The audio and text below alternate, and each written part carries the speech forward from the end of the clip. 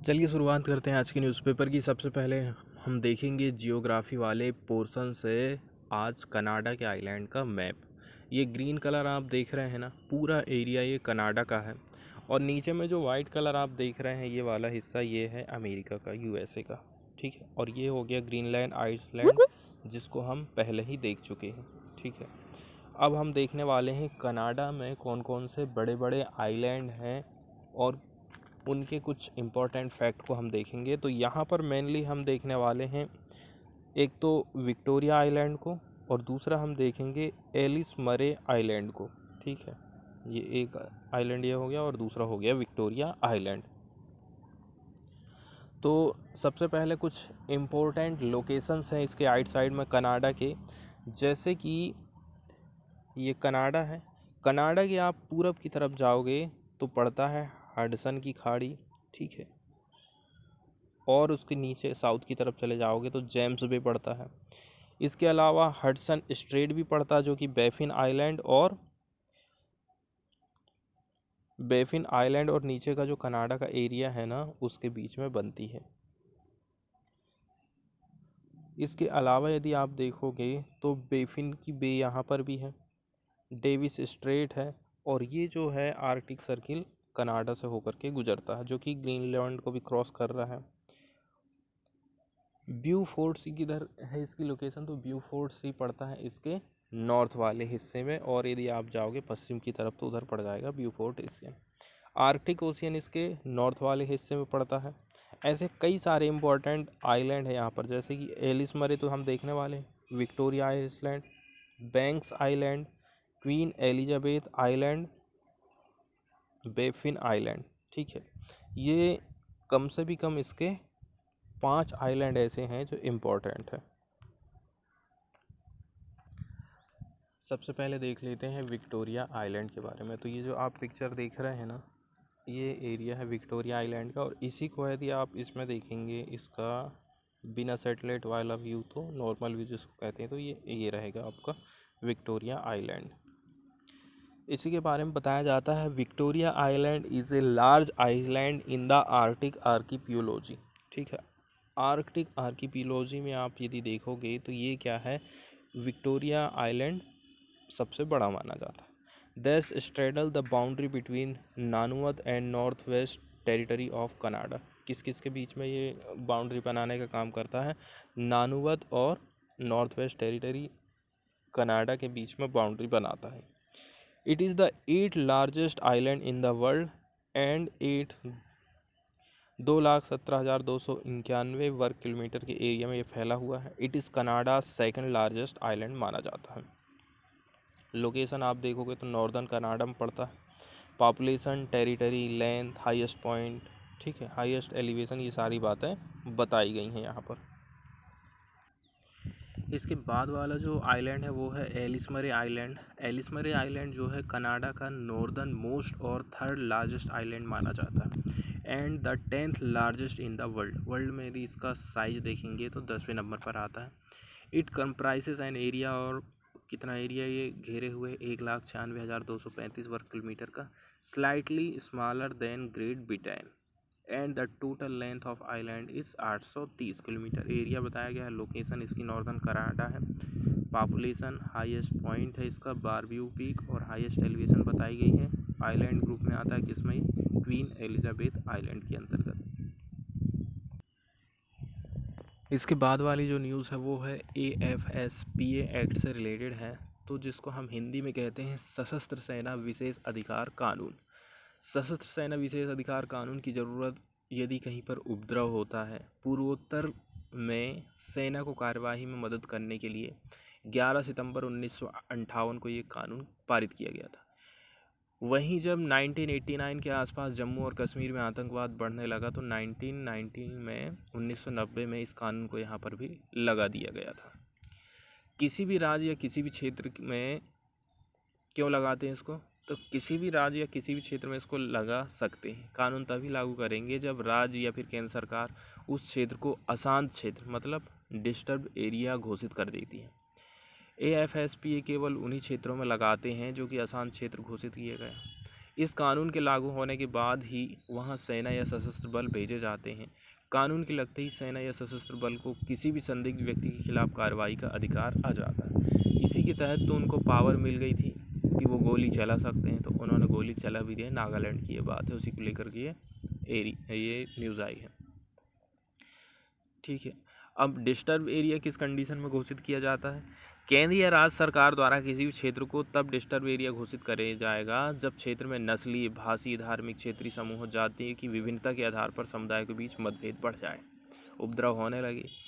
ठीक है, तो स्टेट गवर्नमेंट या भी सेंट्रल गवर्नमेंट अधिनियम की धारा 3 के तहत किसी भी क्षेत्र को डिस्टर्ब एरिया घोषित कर देती है। एक बार यदि ऐसा कर देती है गवर्नमेंट, तो वहाँ पर महीने तक सेना या सशस्त्र बल की तैनाती रहेगी।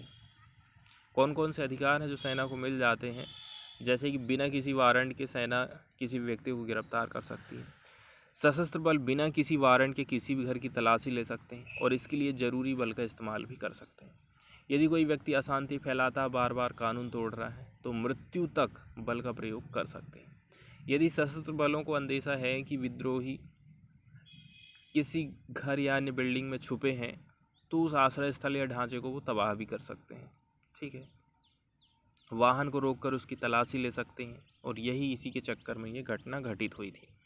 सशस्त्र बलों द्वारा गलत कार्रवाई करने की दशा में भी उनके ऊपर कानूनी कार्रवाई नहीं की जाती है। ये इसका सबसे ज़्यादा गलत पॉइंट है, इसका आप कह सकते हैं। ठीक है, अब गलत ऐसा भी हो सकता है कि देखो, यदि कहीं फर्जी एनकाउंटर हो जा रहा है, यौन उत्पीड़न हो जा रहा है सेना के द्वारा, तो फिर क्या उनको सज़ा नहीं मिलेगी क्या? इस एक्ट से तो वो बच जाएंगे। तो इस प्रकार से लेकर के ना इसका विरोध होते रहता है। उसके अलावा ये मानव अधिकारों का उल्लंघन करता है।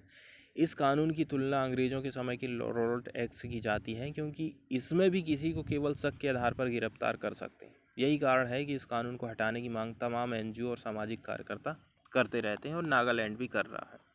कौन कौन से राज्यों में अभी ये लागू है? तो ये है असम, जम्मू कश्मीर, नागालैंड, इम्फाल का जो म्यूनसिपल इलाका को छोड़ करके पूरे मणिपुर में ये लागू है।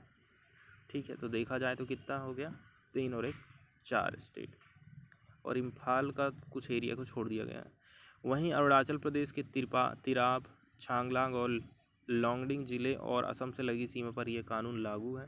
इसके अलावा मेघालय में भी असम से लगती सीमा पर यह कानून लागू किया गया है।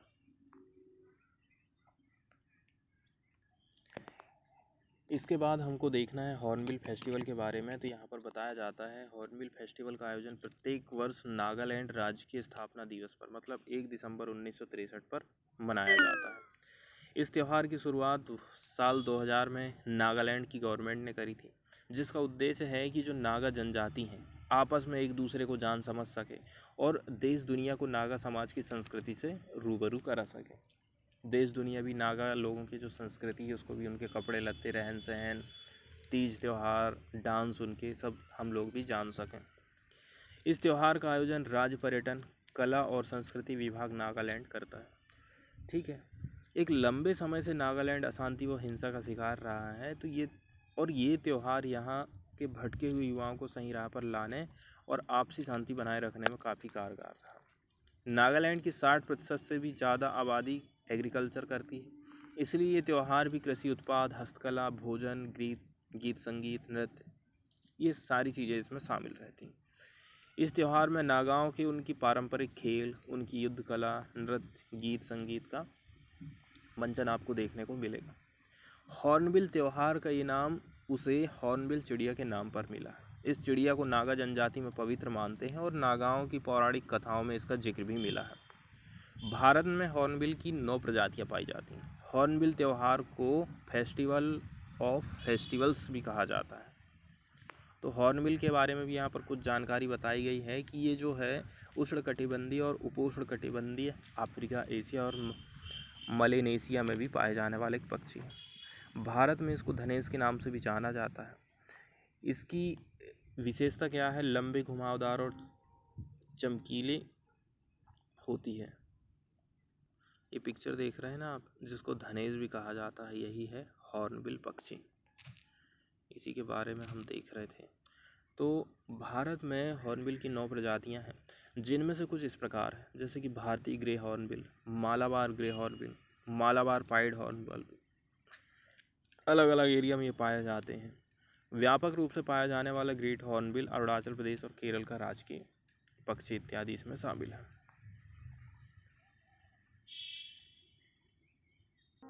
कुछ जानकारी नागालैंड के बारे में भी है, ठीक है। जैसे कि यहाँ जो नागा जनजाति रहती है, ये मंगोल प्रजाति से संबंध रखते हैं। करीब 12वीं 13वीं शताब्दी के आसपास ये लोग असम के अहोम लोगों के संपर्क में आए थे। ये जनजातियां अपने संस्कृति को लेकर के काफ़ी सतर्क हैं, इसीलिए असम में आने के बावजूद भी इन लोगों के रहन सहन पर कोई अंतर नहीं आया। अपनी संस्कृति को ये जिंदा हमेशा रखना चाहती हैं। अंग्रेज़ों के टाइम में भारत में आने के बाद भी नागालैंड कई वर्षों तक आज़ाद रहा था, लेकिन 19वीं शताब्दी में अंग्रेज़ों ने नागालैंड को भी हमारे अंग्रेज़ों के कब्जे में कर लिया। हालांकि अंग्रेज योद्धाओं की भूमि कहे जाने वाले नागालैंड पर भारत के दूसरे इलाकों की तरह शासन नहीं कर पाए थे। भारत को आज़ादी मिलने के बाद 1957 में नागालैंड पहले केंद्र शासित राज्य बना, उसके बाद 1 दिसंबर 1963 को राज्य बना 16वें नंबर का, और ये पूर्वोत्तर पहाड़ियों में है। इसकी सीमाएं म्यांमार, अरुणाचल प्रदेश, असम, मणिपुर से मिलती हैं। असम घाटी की सीमा से लगे क्षेत्र के अलावा इस राज्य का ज़्यादातर इलाका पहाड़ी देखने को मिलेगा। असम की सबसे ऊंची पहाड़ी है सरमती पहाड़ी, जिसकी ऊंचाई करीब 3840 मीटर है। सरमती पहाड़ी नागालैंड और म्यांमार को एक प्राकृतिक सीमा रेखा के रूप में अलग करती है, म्यांमार और नागालैंड को। यहाँ की जनजातियों के नाम भी हमको याद रखना है, ठीक है, जैसे कि अंगामी, आओ, चाकेसांग, चांग और कुकी। कई सारी ऐसी जो जनजातियाँ हैं यहाँ पर रहती हैं। न्यूज़ की तरफ देखें तो इसमें बताया जा रहा है कि नागालैंड अब चाहता है कि वहाँ से AFSPA एक्ट वापस लिया जाए। इसके अलावा अभी जो हॉर्नबिल फेस्टिवल का आयोजन होने वाला है ना, वो भी मनाने के चक्कर में नहीं है। इसके अलावा मॉन डिस्ट्रिक्ट में शटडाउन देखने को मिला था। इसमें 2 लोग इंजर्ड हुए हैं आर्मी फायरिंग में, स्टिल क्रिटिकल बताया जा रहा है। तो मॉन डिस्ट्रिक्ट की बात कर रहे हैं नागालैंड के। Observe as shut down on Tuesday in protest against the killing of 14 civilians by the security forces. 14 जो सिविलियन हैं, नागरिक हैं, उनकी जान चली गई है। उसी के चलते चलते मॉन डिस्ट्रिक्ट नागालैंड में शट डाउन देखने को मिला था। While the state government called off a major ongoing festival as mark of respect to deceased। तो अब सिविलियन की डेथ हुई है, तो डेथ हुई है तो हम फेस्टिवल कैसे मना सकते हैं? ऐसे इसी बात को लेकर के चाहते हैं कि हम जो है ये त्यौहार नहीं मनाएंगे। स्टेट कैबिनेट ने ये भी डिसाइड कर दिया है कि हम यूनियन गवर्नमेंट को लिखने वाले हैं कि इमीडिएटली आप रिपील करिए arm forces special power act 1958 को, now in the force in the state. अगली जो न्यूज़ है वो सुधा भारद्वाज से रिलेटेड है। तो इसमें बताया जा रहा है सुप्रीम कोर्ट ने सुधा भारद्वाज की जो जमानत है या फिर उसको जेल से रिहाई का रास्ता है ना, उसको साफ़ कर दिया है। पहले बम्बई का जो हाई कोर्ट है उसने उसको रिहाई का आदेश दे दिया था। फिर इसके बाद उन्होंने कहा था कि NIA क्या क्या कंडीशन रखना चाहती है वो हमको बताए।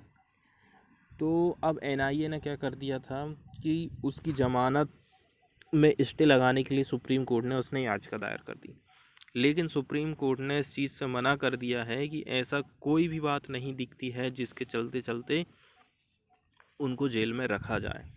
तो इसी के कारण से सुप्रीम कोर्ट ने सुधा भारद्वाज को रिहाई दे दी। इसकी यदि हम जानकारी देखें थोड़ी बहुत कि भीमा कोरेगांव केस से रिलेटेड ही है ये, सुधा भारद्वाज को आखिर गिरफ्तार क्यों किया गया था। तो जनवरी 2018 में पुणे के पास भीमा कोरेगांव है, यहाँ पर क्या है जो लड़ाई हुई थी, 200वीं वर्षगांठ यहाँ पर आयोजित की जा रही थी। अब यहाँ से क्या है, 2 समुदायों के बीच में हिंसा हो जाती है और हिंसा होने से एक व्यक्ति की मौत हो जाती है। इस मामले में सुधा भारद्वाज को अगस्त 2018 में गिरफ्तार कर लिया गया और सुधा भारद्वाज पर प्रतिबंधित संगठन CPI माओवादी का सदस्य होने का आरोप इनके ऊपर लगाया गया था। कल हमने UAPA एक्ट के बारे में देखा था और आज हम देखेंगे NIA के बारे में। तो The National Investigation Agency NIA was constituted under the National Investigation Agency Act 2008। NIA act के तहत इसका गठन किया गया था। It is a central agency to investigate and prosecute offences. एकदम ये सेंट्रल एजेंसी मानी जाती है इन्वेस्टिगेशन करने के लिए और प्रोसिक्यूट करने के लिए, ठीक है, किसी भी अपराध को मतलब मुकदमा चलाने के लिए। कौन कौन से ऑफेंसेस आ जाएंगे? Affecting the sovereignty, security, integrity of India, ठीक है, एकता, सार और क्या क्या बोलते हैं इसको, हिंदी में ध्यान नहीं आ रहा मुझे, हमारे देश की एकता, सिक्योरिटी को और सॉवरनिटी को। यदि कोई भी काम, कोई भी ऐसे एक्ट जो कि प्रभावित कर सकती है तो उससे रिलेटेड केस NIA सुनता है। इसके अलावा friendly relation with foreign state, यदि हमारे अमेरिका के साथ में संबंध अच्छे हैं और कोई व्यक्ति उस संबंध को ख़राब करने की कोशिश कर रहा है तो उसके खिलाफ NIA सुनवाई करेगी। Against atomic and nuclear facilities, इससे रिलेटेड भी सुनवाई NIA करता है। स्मगलिंग इन high quality counterfeit Indian currency, ठीक है, यदि स्मगलिंग की जाती है high quality counterfeit Indian currency की तो उसके केस की भी सुनवाई NIA करता है। इसके अलावा बताया जा रहा है international treaties, agreement, convention and resolution of United Nations के भी कुछ कुछ प्रावधान है, उसके हिसाब से ये काम करता है। It is agency and the other international organisation. इसके ऑब्जेक्टिव हम बात करें तो हमारे देश में टेरर से लड़ना, आतंकवाद के खिलाफ लड़ाई में भी इंडिया यदि लड़ता है तो उससे रिलेटेड भी हेल्प NIA करता है। इसके अलावा it acts as central counter terrorism law enforcement agency. Headquarter की बात करें तो इसका है हेडक्वार्टर दिल्ली में, इसकी ब्रांचेस है हैदराबाद, गुवाहाटी, कोची, लखनऊ, मुंबई, कलकत्ता, रायपुर और जम्मू कश्मीर में भी। अगली न्यूज़ जो आई है वो है किसान आंदोलन से रिलेटेड है। इसमें बताया जा रहा है फार्मर के जो यूनियन हैं उन्होंने कहा है कि अब हम जो है प्रोटेस्ट को एंड करेंगे टुडे, जिसमें कि सरकार ने केस वापस ले ली है। MSP पैनल का गठन कर दिया गया है। इसी के चलते चलते अब ये लोग चाहते हैं कि हम अब किसान आंदोलन को समाप्त करेंगे। Responding to a proposal from Ministry of Home Affairs on Tuesday morning, which urged the protesting farmer to call off their agitation as most of their pending demand had been resolved। ज़्यादातर उनकी demand जो है resolve हो गई हैं, ऐसा कहना है मिनिस्ट्री ऑफ होम अफेयर्स का। द संयुक्त किसान मोर्चा SKM sought clarification on several points, including the withdrawal of fake cases against the protester। इसमें कई सारी चिंताएं थी, जैसे कि किसानों के ऊपर जो केस दर्ज किए गए थे उनको वापस लिए जाएं।